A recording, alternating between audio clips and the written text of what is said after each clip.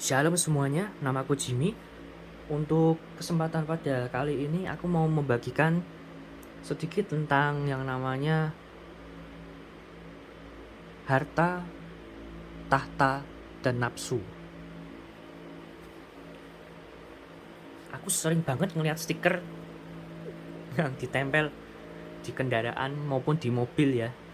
Tulisannya harta tahtanya tetap, tapi yang belakang itu macam-macam yang terakhir.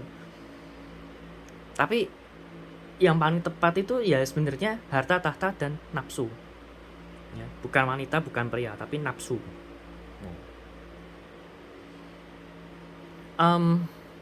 Begini, itu harta, tahta, dan nafsu itu mamon itu sifatnya netral dan kita nggak berhak untuk menyalah-nyalahkan dan kita juga nggak berhak untuk menghindari ketiga hal tersebut karena Tuhan sendiri sudah menciptakan yang namanya harta, tahta, dan nafsu dan pasti tujuannya untuk kebaikan, untuk kebenaran.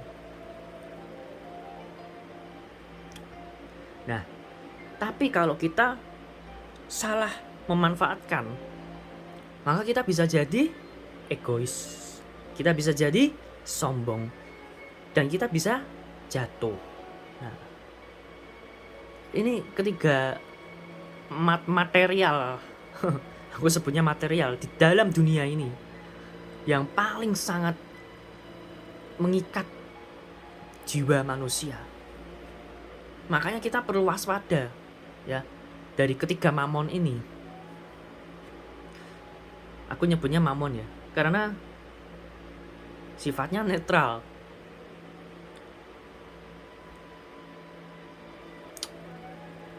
Cuman aku agak sedikit jengkel ya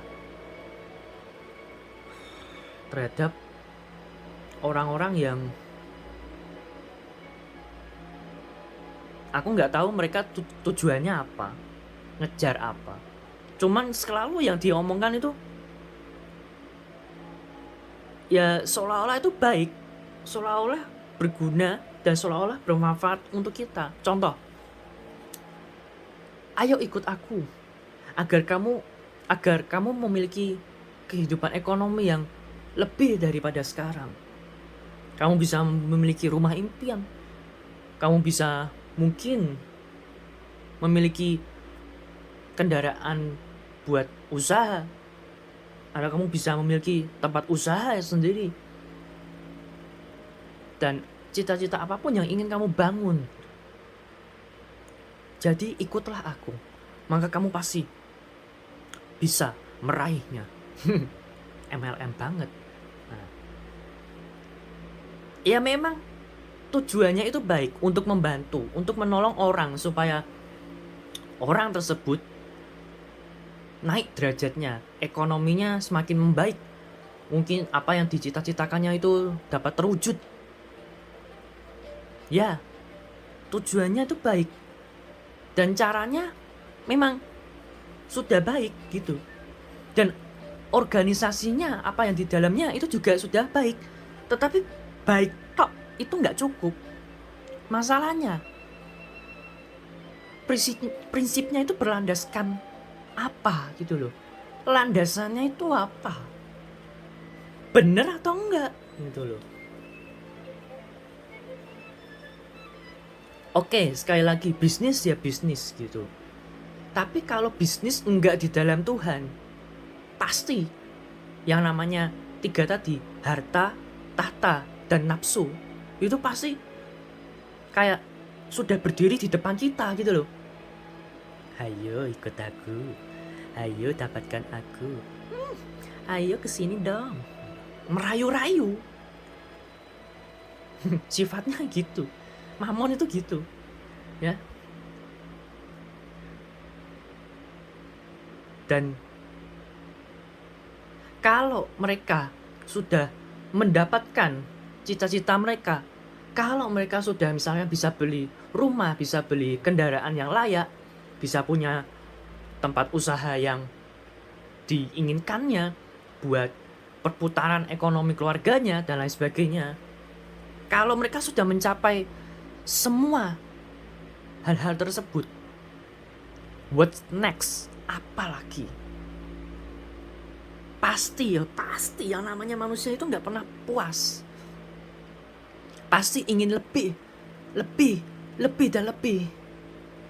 Harta semakin banyak, tahta semakin tinggi, dan nafsu semakin menguasai. Nah, itu bahaya. Pasti ujung-ujungnya, kalau nggak egois, ya sombong, merendahkan orang lain, menganggap enteng orang-orang yang berada di bawahnya, menganggap enteng yang mungkin sudah pernah ditawari tapi nggak mau ikut, menganggap rendah orang-orang yang seperti itu. Nah, sekarang dibalik, apa tujuanmu? Percuma hidupmu dipandang oleh orang-orang hebat, percuma kamu punya pergaulan orang-orang hebat, percuma kamu memiliki pengetahuan yang luar biasa. Tapi tahukah nggak kalian bahwa semuanya itu pemberian dari Tuhan? Sewaktu-waktu itu bisa diambil dan dikasih ke orang lain. Manusia itu mau sekaya apa, mau setinggi apa, dan mau sebesar apa nafsunya, tetap manusia ya manusia, nggak lebih hebat daripada Tuhan. Kalau kalian merasa sudah, hidupku sudah layak ini, hidupku sudah bahagia ini, nggak mungkin. Kalau kalian sudah punya harta, tahta, dan nafsu yang gede, nggak mungkin kalian berkata, aku sudah bahagia, nggak mungkin. Pasti ingin lebih, pengen lebih kaya, pengen lebih tinggi kedudukannya. Dan nafsu, ketika turut mencampuri urusan kalian, wah bahaya. Apalagi kalau kalian yang sudah menikah, bahaya. Mungkin salah satu dari keluarga kalian selingkuh, nyimpen sesuatu. Ya nafsu itu nggak cuma soal tubuh tok ya, tapi nafsu melihat harta, nafsu melihat uang, nah itu nafsu juga. Makanya paling bahaya itu nafsu. Mamon yang paling kayaknya paling luwes, paling kalem, tapi begitu kalian bukan memanfaatkan dengan baik, tapi malah dimanfaatkan. Ketika dimanfaatkan oleh mamon tersebut, oleh nafsu tersebut, maka kamu sama seperti setan. Iya. Jadi sekali lagi, rumah, yes, buat kalian yang belum berkeluarga dan ingin punya rumah, yes, nggak salah kalian cita-cita punya rumah, terutama yang kelak menjadi bapak rumah tangga, ya kan? Nggak salah gitu loh, nggak salah. Tapi ketika kalian sudah mendapatkan rumah yang bahkan lebih bagus daripada yang kalian targetkan pada zaman dulu, what next gitu loh. Ini targetnya sudah kecapai nih, bahkan lebih bagus. Pasti kalian nyari rumah yang lebih gede lagi. Karena apa? Merasa uangnya sudah banyak. Merasa kedudukannya sudah tinggi.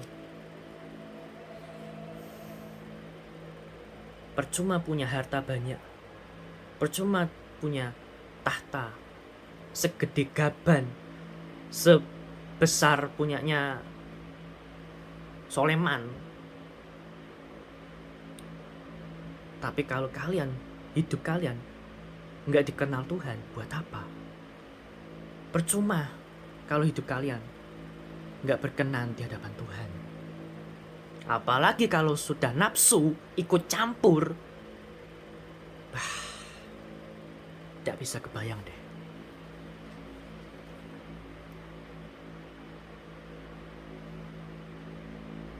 Kalian bisa jadi pebisnis hebat, kalian bisa jadi motivator hebat, kalian bisa menjadi influencer yang hebat. Tapi coba lihat kalian, ketika nafsu itu masuk di dalam keluarga kalian amburadul. Ini juga berlaku bagi hamba-hamba Tuhan yang sudah besar, yang sudah memiliki nama besar, mengadakan mujizat-mujizat yang besar. Coba lihat keluarganya.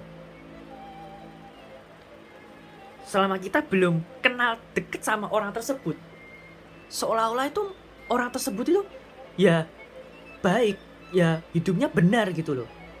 Tapi begitu kita kenal lebih dalam orang tersebut dan melihat ke dalam keluarganya, kalau keluarganya berantakan, nah itu wujud aslinya. Tapi kalau sebaliknya, kalau orang tersebut di luarnya ya memang sudah terkenal, memang sudah punya nama, dan memang sudah mengadakan mujizat banyak gitu loh. Dan kalau kita lihat ke dalam keluarganya itu sama persis dengan yang di luar, dengan yang kita lihat di luar, ya kan, dengan mata kepala kita sendiri. Nah, itu hamba Tuhan tersebut atau orang tersebut atau orang hebat tersebut hidupnya berbuah, hidupnya berdampak, hidupnya dikenal Tuhan.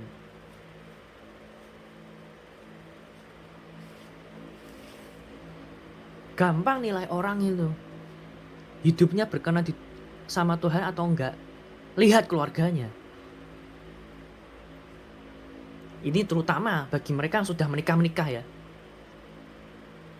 dan yang sudah mempunyai anak, cucu. Tapi kalau masih single ya, memang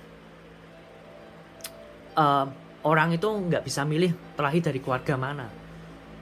Kalau keluarganya broken home, dan kita juga nggak bisa ngejudge bahwa keluarganya nggak hidup berkenan di dalam Tuhan. Oh, belum tentu. Karena garis pemisah itu adalah pernikahan. Sebelum nikah dan sesudah nikah itu penilaiannya tuh beda. Kalau sesudah nikah, kalau orang tersebut hebat di mata dunia, nah kita baru menilai dari keluarganya. Tapi kalau sebelum menikah, ya kita nggak bisa menilai dari keluarganya, karena kalau misal orang tersebut keluarganya broken home, ya pasti ya broken home gitu loh. Belum tentu hidup keluarga mereka itu nggak berkenan di hadapan Tuhan, belum tentu. Sebelum nikah, kita melihat dan menilai pribadi dari orang tersebut individual, secara individual. Tapi kalau sesudah nikah, nah itu secara keutuhan keluarganya. Meskipun belum punya anak, tapi kan sudah menikah. Ya, dua orang itu suami dan istri menjadi satu, yaitu keluarga. Nah itu. Dan kita juga nggak boleh sembarangan menilai orang. Karena apa? Menilai orang itu juga harus berdasarkan hikmat yang dari Tuhan sendiri. Kalau Tuhan nggak nyuruh buat nilai orang, ya nggak usah nilai-nilai sendiri. Pasti jatuhnya bakal ngaco. Tapi kalau Tuhan nyuruh kita menilai, itu otomatis sama saja kita sedang menegur orang tersebut. Kita sedang memberi nasihat yang baik kepada orang tersebut. Supaya apa? Hidupnya terbangun. Supaya apa? Hidupnya menjadi lebih baik. Jadi bukan menilai sih, tapi menegur atau menasihati. Itu. Menegur agak keras pesannya Tuhan. Tapi kalau menasehati sedikit lembut. Tapi bukan berarti lembek ya. Tapi sedikit lembut. Karena teguran dan nasihat itu nggak bisa dipisahkan. Teguran dan nasihat. Sama seperti Tuhan kan, kalau menegur kita ya keras. Ya, teguran Tuhan itu keras. Tetapi di sisi yang bersamaan, nasihat Tuhan itu melembutkan hati kita. Nah, itu Tuhan. Jadi, cari Tuhan. Tanya Tuhan, apa tujuan hidupku Tuhan? Apa tujuan hidupmu untuk hidupku ini di dunia ini? Gak cuma sekedar lomba-lomba punya banyak uang, gak cuma sekedar tinggi-tinggian jabatan, gak cuma sekedar punya nafsu birahi doang. Yang terpenting di dalam hidup kita, tanyakan pada dirimu sendiri, apakah sekarang, saat ini, hidupku sudah berkenan di hadapan Tuhan atau belum? Apakah hidupku saat ini sudah dikenal sama Tuhan atau belum? Atau jangan-jangan Tuhan nggak kenal sama kita? Dan itu bahaya. Hati-hati kalau Tuhan sampai ngomong gitu. Tapi kalau memang Tuhan sudah ngomong gitu, bertobat saat itu juga. Berbalik kepada Tuhan. Rendahkan dirimu serendah-rendahnya di hadapan Tuhan.